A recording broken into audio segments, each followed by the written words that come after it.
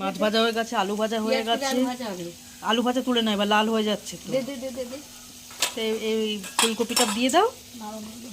ফুলকপিতে আলু দিয়ে মাছের ঝোল হচ্ছে, আলু ভাজা হয়ে গেছে, এই যে মাছও ভাজা হয়ে গেছে। তুই ওইটা ওইখানে দাও। জল আছে নাকি? জল আছে, একটা করে তুলে দিতে হবে। ফুলকপিটা এবার ভাজছে, ফুলকপিটা ভাজা আছে।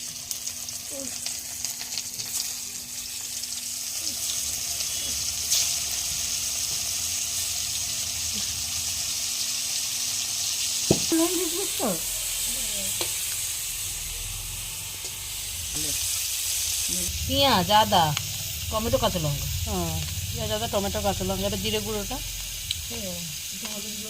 হলুদ গুঁড়ো লাগলে পরে দেখা যাবে। লঙ্কার গুঁড়ো, কাঁচা লঙ্কা বাটা।